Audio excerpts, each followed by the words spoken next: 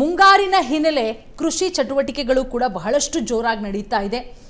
ಮುಂಗಾರು ಬಂತು ಅಂತ ಹೇಳಿದ್ರೆ ರೈತರ ಮೊಗದಲ್ಲಿ ಒಂದು ರೀತಿಯಲ್ಲಿ ಮಂದಹಾಸ. ಆದರೆ ಎಲ್ಲೋ ಒಂದು ಕಡೆ ರೈತರು ಬೇಸತ್ತು ಹೋಗಿದ್ದಾರೆ, ಬಿತ್ತನೆ ಬೀಜಗಳು ಸಿಗ್ತಾ ಇಲ್ಲ. ನೋಡಿ, ಮುಂಗಾರು ಮಳೆ ಹಿನ್ನೆಲೆ ಕೃಷಿ ಚಟುವಟಿಕೆಗಳು ಆರಂಭ. ರೈತರಿಗೆ ಬಿತ್ತನೆ ಬೀಜ ತಲುಪಿಸುವಲ್ಲಿ ಸರ್ಕಾರ ವಿಫಲ ಆಗಿದೆ, ವೈಫಲ್ಯ ಕಂಡು ಬರ್ತಾ ಇದೆ. ಸಮಯಕ್ಕೆ ಸರಿಯಾಗಿ ಬಿತ್ತನೆ ಬೀಜ ಸಿಗದೆ ಅನ್ನದಾತರು ಪರದಾಡ್ತಾ ಇದ್ದಾರೆ. ಬಿತ್ತನೆ ಬೀಜವನ್ನು ಪೂರೈಕೆ ಮಾಡಬೇಕಾಗಿತ್ತು ಕೃಷಿ ಇಲಾಖೆ, ಆದರೆ ಸಮಯಕ್ಕೆ ಸರಿಯಾಗಿ ಬಿತ್ತನೆ ಬೀಜ ಸಿಗ್ತಾ ಇಲ್ಲ. ಕೆಲವರಿಗಷ್ಟೇ ಅಧಿಕಾರಿಗಳು ಬೀಜವನ್ನು ವಿತರಿಸ್ತಾ ಇದ್ದಾರೆ. ಲಭ್ಯವಿರುವ ಬಿತ್ತನೆ ಬೀಜಕ್ಕಾಗಿ ರೈತರು ಮುಗಿಬಿದ್ದಿರೋದು. ಹಾವೇರಿಯಲ್ಲಿ ಮುಂಗಾರು ಮಳೆ ಹಿನ್ನೆಲೆ ಕೃಷಿ ಚಟುವಟಿಕೆಗಳು ಒಂದು ರೀತಿಯಲ್ಲಿ ರೈತರು ತಮ್ಮೆಲ್ಲ ಕೆಲಸಗಳ ತಯಾರಿಯನ್ನು ಮಾಡಿಕೊಳ್ತಾರೆ. ಆದರೆ ಬಿತ್ತನೆ ಮಾಡೋದಕ್ಕೆ ಬೀಜನೇ ಸಿಗ್ತಾ ಇಲ್ಲ. ಕೃಷಿ ಇಲಾಖೆಯಿಂದ ಸರಿಯಾದಂಥ ರೀತಿಯಲ್ಲಿ ರೈತರಿಗೆ ಬೀಜ ತಲುಪಿಸುವಂಥ ಕೆಲಸ ಮಾಡ್ತಾ ಇಲ್ಲ. ಅದರಲ್ಲೂ ಕೆಲವರಿಗಷ್ಟೇ ಕೊಡ್ತಾ ಇದ್ದಾರೆ. ಸಿಗ್ತಾ ಇರುವಂಥದ್ದಕ್ಕೆ ಹಿಂದು ಮುಂದು ಅಂತ ರೈತರು ಒದ್ದಾಡ್ತಾ ಇದ್ದಾರೆ. ನೂಕುನುಗ್ಗಲಾಗಿದೆ. ಇಂಥ ಪರಿಸ್ಥಿತಿ ಕಾಂಗ್ರೆಸ್ ಸರ್ಕಾರ ತಂದಿಟ್ಟಿದೆ ರೈತರಿಗೆ. ರೈತರ ಪರವಾಗಿ ಅಂತ ಹೇಳ್ತಾರೆ, ರೈತರಿಗೋಸ್ಕರ ಕೆಲಸ ಮಾಡ್ತಾ ಇದ್ದೀವಿ ಅಂತ ಹೇಳ್ತಾರೆ, ಮತ್ತೆ 3 ವರ್ಷ ಕಂಪ್ಲೀಟ್ ಮಾಡಿ ಅಭೂತಪೂರ್ವವಾದಂಥ ಸಮಾವೇಶವನ್ನು ಮಾಡ್ತಾರೆ. ಇಂಥ ಪರಿಸ್ಥಿತಿ ನೋಡಿ, ಗಮನಿಸ್ತಾ ಇದ್ದೀವಿ. ಅಲ್ಲಿ ಎಷ್ಟರ ಮಟ್ಟಿಗೆ ಪೊಲೀಸರನ್ನ ಕೂಡ ನಿಯೋಜನೆ ಮಾಡಲಾಗಿದೆ. ರೈತರು ಯಾವ ರೀತಿ ಪರದಾಡ್ತಾ ಇದ್ದಾರೆ ಅಂತ ಹೇಳಿ. ಸೋಯಾಬೀನ್ ಬೀಜ ವಿತರಣೆ ದಿನವೇ ನೂಕುನುಗ್ಗಲು. ಒಂದು ಕಡೆ ರೈತರನ್ನ ನಿಯಂತ್ರಣ ಮಾಡೋದಕ್ಕೆ ಪೊಲೀಸರು ಕೂಡ ಹರಸಾಹಸ ಪಡ್ತಾ ಇದ್ದಾರೆ. ನೋಡಿ, ದೃಶ್ಯಾವಳಿಗಳನ್ನು ನೀವು ಗಮನಿಸಬಹುದು.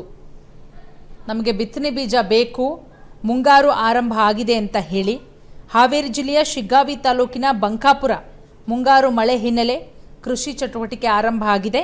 ಸೋಯಾಬೀನ್ ಬೀಜಕ್ಕೆ ಹಾವೇರಿ ರೈತರು ಮುಗಿಬಿದ್ದಿರೋದು. ಅವರನ್ನು ನಿಯಂತ್ರಿಸೋದಕ್ಕೆ ಪೊಲೀಸರು ಹರಸಾಹಸ ಪಡ್ತಾ ಇದ್ದಾರೆ. ರೈತಪರ ಸರ್ಕಾರ ನಾವು, ರೈತಪರ ಸರ್ಕಾರ, 5 ಗ್ಯಾರಂಟಿಗಳನ್ನು ಕೊಟ್ಟಿದ್ದೀವಿ, ಬಹಳ ರಾಜ್ಯದ ಜನ ಸುಭಿಕ್ಷವಾಗಿದ್ದಾರೆ, ನೋಡ್ಬನ್ನಿ ಅಂತ ಹೇಳಿ ಏನು ವಿಪಕ್ಷಗಳಿಗೆ ಸರ್ಕಾರದ ಪರ ಸಚಿವರುಗಳಿರ್ಬೋದು, ಮುಖ್ಯಮಂತ್ರಿಗಳಿರ್ಬೋದು, DCM ಅವರು ಸವಾಲು ಹಾಕ್ತಾರೋ ಅವರಿಗೆ ತಲುಪುವವರೆಗೂ ಕೂಡ ಈ ವಿಡಿಯೋವನ್ನು ಶೇರ್ ಮಾಡಬೇಕು. ನೋಡಿ, ನಿಮ್ಮದೇ ಸರ್ಕಾರ, ನೀವು ಸಾಧನೆ ಸಮಾವೇಶಗಳನ್ನು ಮಾಡ್ತೀರಾ.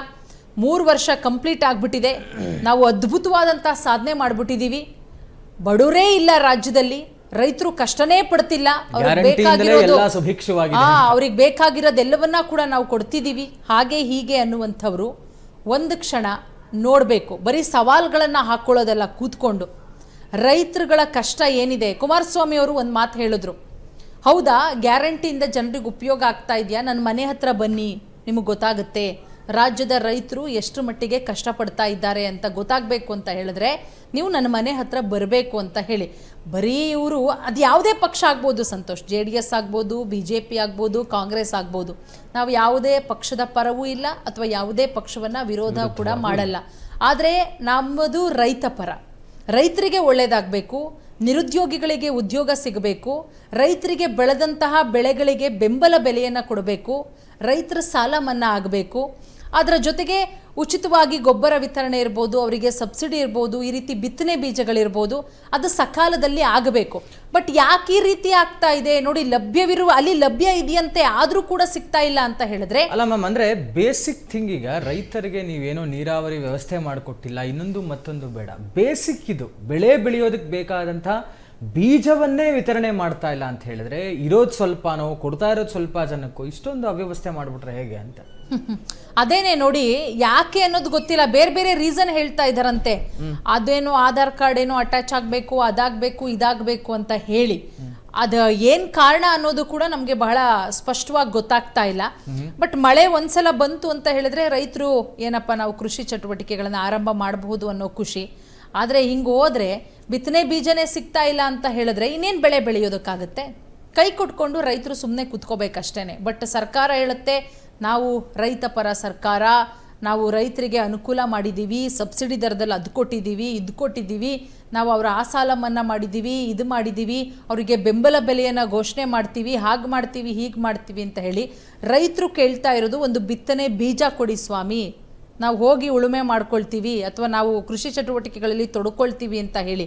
ಬಟ್ ಅಂಥ ರೈತರಿಗೆ ಅಲ್ಲಿ ನೋಡಿ ಶೆಲ್ಟರ್ನ ಹಾಕಿಬಿಟ್ಟು ಒಳಗಡೆನೇ ಬಿಡ್ತಿಲ್ಲ. ಏನು ಹೇಳೋಣ. ಬಟ್ ಅಲ್ಲಿ ಏನಾಗ್ತಾ ಇದೆ ಮಾಹಿತಿ ನಮ್ಮ ರಿಪೋರ್ಟರ್ ಹತ್ರನೂ ಕೂಡ ಮಾಹಿತಿಯನ್ನು ತಗೋಬಹುದು. ಎಸ್, ಗಮನಿಸ್ತಾ ಇದ್ದೀವಿ ದೃಶ್ಯಾವಳಿಗಳಲ್ಲೂ ಕೂಡ. ಎಸ್, ಮತ್ತೊಂದು ಬ್ರೇಕಿಂಗ್ ಅಪ್ಡೇಟ್. ಹಾವೇರಿಯಲ್ಲಿ ಬಿತ್ತನೆ ಬೀಜಕ್ಕಾಗಿ ರೈತರು ಮುಗಿಬಿದ್ದಿದ್ದಾರೆ. ಬಂಕಾಪುರ ಕೃಷಿ ಕೇಂದ್ರದಲ್ಲಿ ರೈತರಿಂದ ನುಗ್ಗಲು ಯಾಕೆ ಕೊಡ್ತಾ ಇಲ್ಲ ಅನ್ನೋದಕ್ಕೆ ರೀಸನ್ ಬೇಕೀಗ ನಮಗೆ. ಹಾವೇರಿ ಜಿಲ್ಲೆಯ ಶಿಗ್ಗಾವಿ ತಾಲೂಕಿನ ಬಂಕಾಪುರ, ಅಲ್ಲಿ ಬಿತ್ತನೆ ಬೀಜ ಇದ್ಮೇಲೆ ಕೊಡಬೇಕಲ್ಲ, ಅವ್ರೇನು ಉಪ್ಪು ಖಾರ ಹಾಕೊಂಡು ನಕ್ಕಳೋದಕ್ಕಾಗಲ್ಲ ಅಧಿಕಾರಿಗಳು. ಮುಂಗಾರು ಮಳೆ ಹಿನ್ನೆಲೆ ಕೃಷಿ ಚಟುವಟಿಕೆಗಳು ಆರಂಭ ಆಗಿದೆ. ಸೋಯಾಬೀನ್ ಬೀಜಕ್ಕೆ ಹಾವೇರಿ ರೈತರು ಮುಗಿಬಿದ್ದಿದ್ದಾರೆ. ಅಂದ್ರೆ ಸರಿಯಾದ ವ್ಯವಸ್ಥೆ ಇಲ್ವಾ ಅಂತ, ಎಷ್ಟು ಜನಕ್ಕೆ ಎಷ್ಟು ಕೊಡ್ತೀವಿ ಅನ್ನುವಂಥದ್ದು ಹೇಳಿಲ್ವಾ, ಅಥವಾ ಜಾಸ್ತಿ ಜನ ಬಂದಿದ್ದಾರಾ?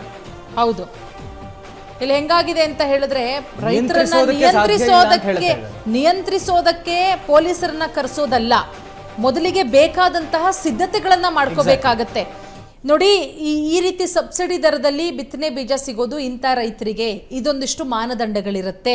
ಸೊ ಹಾಗಾಗಿ ಇಂಥವ್ರು ಬನ್ನಿ, ಇಷ್ಟು ಜನ ಬನ್ನಿ ಒಂದು ದಿನಕ್ಕೆ ಅಂತ ಎಲ್ಲ ಮಾಡಿದ್ರೆ ಈ ರೀತಿ ನುಗ್ಗಲು ಅಲ್ಲಿ ಉಂಟಾಗ್ತಾ ಇರಲಿಲ್ಲ ಅಂತ ಅನ್ಸುತ್ತೆ.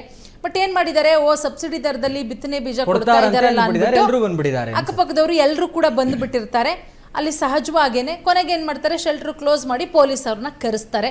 ಬಟ್ ಅಲ್ಲಿಯ ಸಂಬಂಧಪಟ್ಟಂತಹ ಅಧಿಕಾರಿಗಳು ಮೊದಲೇ ಏನ್ ಬೇಕು ಕರೆಕ್ಟ್ ಆಗಿ ಪ್ಲಾನ್ ಮಾಡ್ಕೊಂಡಿದ್ರೆ ಇವತ್ತು ಈ ರೀತಿ ಆಗ್ತಾ ಇರ್ಲಿಲ್ಲ. ಮಳೆಗಾಲ ಆರಂಭಕ್ಕೆ ಇನ್ನೇನು ಕೆಲವೇ ದಿನಗಳು, ಪ್ರೀ ಮಾನ್ಸೂನ್ಗೆ, ಅಂಥದ್ರಲ್ಲಿ ಇನ್ನೂ ಕೂಡ ಅಷ್ಟು ಮಾಡೋಕ್ಕಾಗ್ತಾ ಇಲ್ಲ ಸರ್ಕಾರಕ್ಕೆ ಅಂತ ಹೇಳಿದ್ರೆ ನಿಜವಾಗ್ಲೂ ಬೇಜಾರಾಗುತ್ತೆ ರೈತರ ಪಾಡನ್ನು ನೋಡಿದ್ರೆ.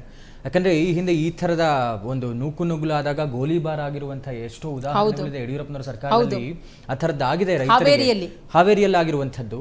ಹೀಗಾಗಿ ಇದನ್ನು ನಿಯಂತ್ರಿಸೋದಕ್ಕೆ ಪೊಲೀಸರನ್ನ ಕರೆಸ್ತಾರೆ ಅಂದರೆ ಸರಿಯಾದ ವ್ಯವಸ್ಥೆಯನ್ನು ಫಸ್ಟ್ ಮಾಡ್ಕೊಳ್ಬೇಕಾಗಿತ್ತು, ಬೇಸಿಕ್ ಅನ್ನುವಂಥದ್ದು.